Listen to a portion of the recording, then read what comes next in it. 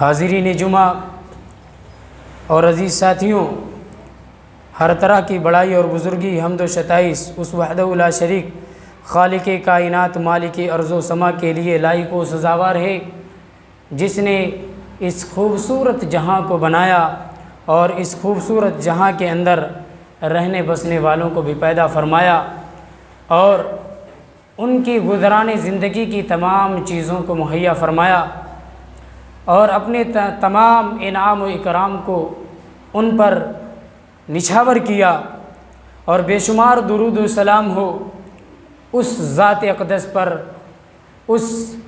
اقدس پر جو امام الانبیاء کہلایا، جو تاجدار بطحہ بنا،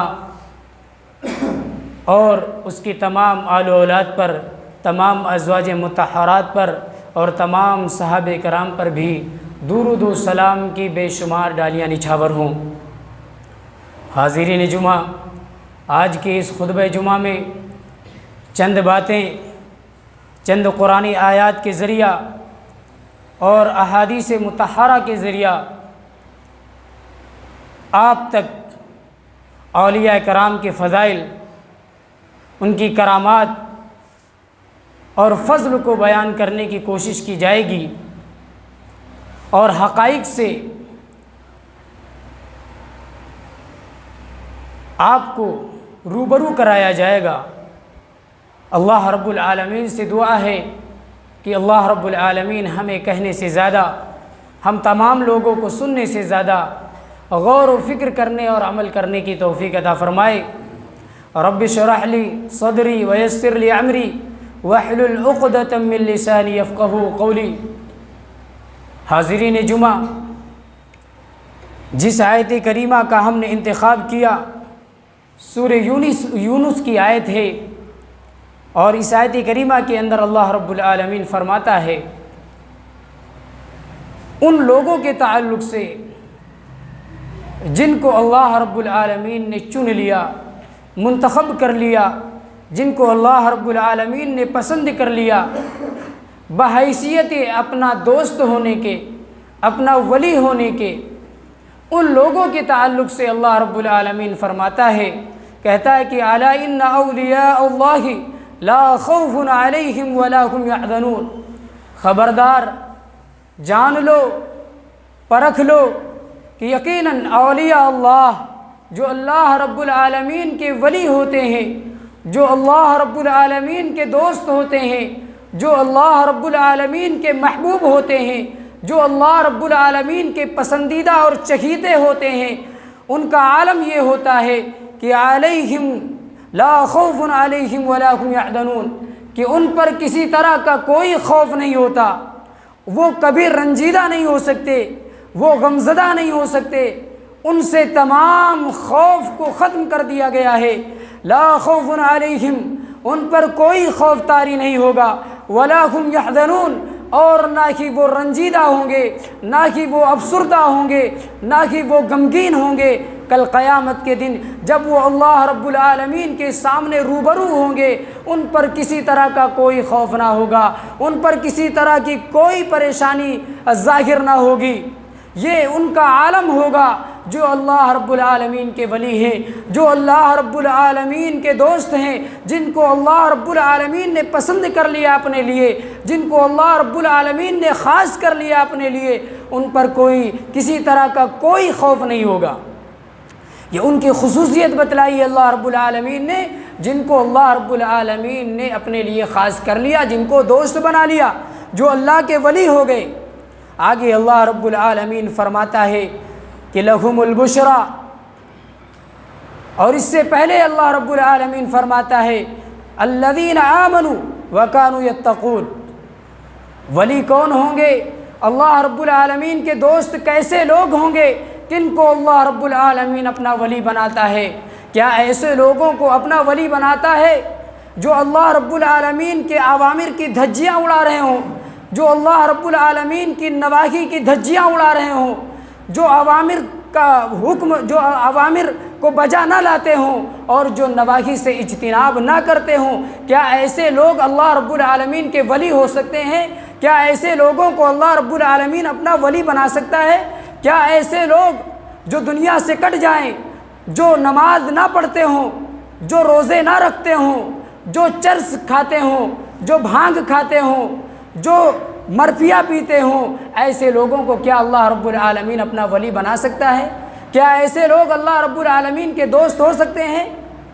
کیا ایسے لوگ جو اللہ رب العالمین کے نواہی سے بچتے نہ ہوں، جو اللہ رب العالمین کے نواہی کا ارتکاب برابر کر رہے ہوں، پوا بھی مار لیتے ہوں اور جوا بھی کھیل لیتے ہوں، سٹے بازی بھی کر لیتے ہوں اور چرس کھاتے ہوں، پیتے ہوں، بھانگ کھاتے ہوں اور سگریٹ پہ سگریٹ، بیڑی پہ بیڑی، تمباکو کا جو ہے سیون کرتے ہوں، اپیوگ کرتے ہوں، ایسے لوگ کیا اللہ رب العالمین کے ولی ہو سکتے ہیں؟ جن کے تعلق سے اللہ کے رسول صلی اللہ علیہ وسلم کا فرمان ہے کہ من اکثر کثیرہ فقلیلہ حرام، کہ جس کی زیادہ مقدار نشہ پیدا کر دے اس کی تھوڑی سی مقدار بھی حرام ہے۔ ایسی چیز کا استعمال کرنے والا آدمی کیا اللہ رب العالمین کا ولی بن سکتا ہے؟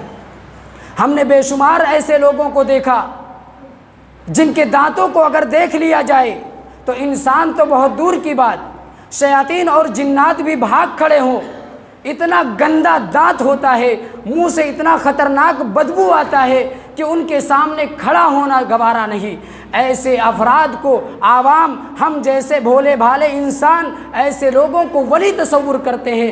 کیا قرآن کی روشنی میں، کیا احادیث مطہرہ کی روشنی میں ایسے لوگ اللہ رب العالمین کے ولی ہو سکتے ہیں؟ کیا ایسے لوگوں کو اللہ رب العالمین اپنا ولی بنا سکتا ہے؟ ایسے لوگ جو مزاروں پہ اس طریقے سے پڑے ہوں گویا کہ کوئی ان کا پرسان حال نہ ہو، کسی سے کوئی مطلب نہ ہو، نماز روزے سے کوئی مطلب نہ ہو، حج اور زکوٰۃ سے کوئی مطلب نہ ہو، فرائض سے بالکل کنارہ کش ہوں، صرف پیر صاحب کا دامن پکڑ لیا ولی ہو گئے۔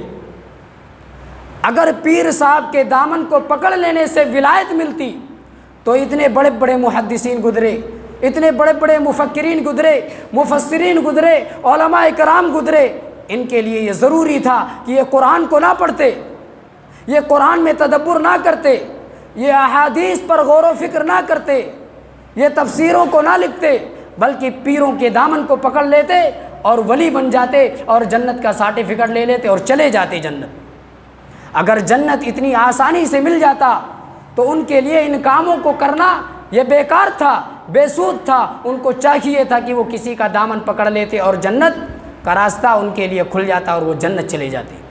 میرے بھائیوں اور بزرگوں اور دوستوں، جنت کا ملنا اتنا آسان نہیں ہے جتنا ہم اور آپ تصور کرتے ہیں۔ کسی کے دامن کو پکڑ لینے سے جنت ملنے والی نہیں ہے۔ اگر جنت مل سکتی ہے تو پیارے حبیب علیہ السلام کے دامن کو پکڑ کر جنت مل سکتی ہے۔ اگر پیارے حبیب علیہ السلام کے دامن کو چھوڑ دیا اور کسی غیر کے دامن کو تم نے پکڑ لیا تو یہ جان لیجئے کہ تم نے ایسے راستے کو چنا ہے جو راستہ تم کو کفر و ضلالت کی طرف لے کے جاتا ہے، جو راستہ تم کو جنت کے بجائے جہنم کی طرف لے کے جاتا ہے، جو راستہ تم کو ایسی چیز کی طرف لے کے جا رہا ہے جس چیز کو اللہ رب العالمین نے تمہارے لیے بھڑکا رکھا ہے۔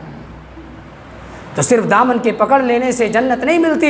اللہ رب العالمین نے اس آیت کریمہ کے ذریعے یہ بات واضح کر دی کہ جنت کن لوگوں کو مل سکتی ہے اور اللہ رب العالمین کے دوست کون ہو سکتے ہیں، اللہ رب العالمین نے ولی کیسے لوگوں کو کہا ہے۔ اللہ رب العالمین فرماتا ہے کہ الذین آمنوا وکانوا یتقون، ایسے لوگ اللہ رب العالمین کے ولی ہیں جو ایمان لائے ہوں۔ الذین آمنوا، جو ایمان لائے ہوں۔ ایمان کتنی چیزوں پر لایا جاتا ہے؟ ایمان کی پریبھاشا کیا ہے؟ ایمان کی تعریف کیا ہے؟ آمنت باللہ وملائکتہ وکتبہ ورسلہ والیوم القدر خیرہ وشرہ۔ آمنت باللہ، اللہ پر ایمان لانا۔ اللہ پر کس طریقے سے تمہارا ایمان ہونا چاہیے؟ معیار کیا ہے ایمان کا؟ ایمان کیسا ہونا چاہیے؟ اللہ کے رسول صلی اللہ علیہ وسلم نے وعدہ کر دیا کہ ایمان تمہارا اس وقت قابل قبول ہوگا جب تمہارا ایمان ہمارے صحابہ کے جیسا ایمان ہوگا۔ ایمان کا معیار بتلایا کہ ایمان قابل قبول اللہ رب العالمین کے وہاں جب ہے جب ایمان صحابہ کی طرح ہوگا۔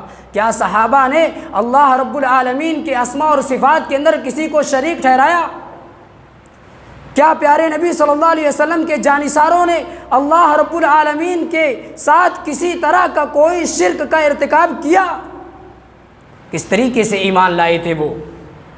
انہوں نے ایمان اس طریقے سے وہ لائے کہ انہوں نے کہہ دیا کہ اب معبودان باطلہ جو تھے ان کی پوجا اب ہمیں نہیں کرنی ہے، کیونکہ ہمیں صراط مستقیم مل چکا ہے، ہمیں ہمارے رب کی پہچان ہو چکی ہے، اب کسی غیر کو اپنا رب بنانا یہ ہمارے لیے گوارا نہیں۔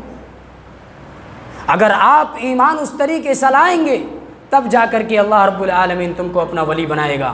اور اللہ پر ایمان لا کر کے تم نے غیروں کو اپنا کارساز مان لیا، غیروں سے اپنی فریادیں کرنے لگ گئے، غیروں کے اوپر چادریں چڑھانے لگ گئے، غیروں کی قبروں کا طواف کرنا شروع کر دیا، غیروں پر منتیں اور سماجتیں غیروں کے سامنے جا کر کرنے لگے، غیروں کے لیے نظر و نیاز کرنے لگے، تو ایسی صورت میں جان لیجئے کہ تم نے اللہ رب العالمین کا شریک بنا لیا، تم ایمان میں کھرے نہیں اترے، تمہارا ایمان صحابہ کرام کے ایمان کے جیسا نہیں ہے، کیونکہ اگر صحابہ کرام کے جیسا ایمان تمہارا ہوگا تو اللہ رب العالمین فرماتا ہے ایسے لوگ ہمارے دوست ہوں گے، ایسے لوگوں کو ہم اپنا ولی بناتے ہیں، ایسے لوگ خوف زدہ نہ ہو، ایسے لوگ رنجیدہ نہ ہو، غمگین نہ ہو، ایسے ہی لوگوں کو ہم خراج تحسین پیش کریں گے۔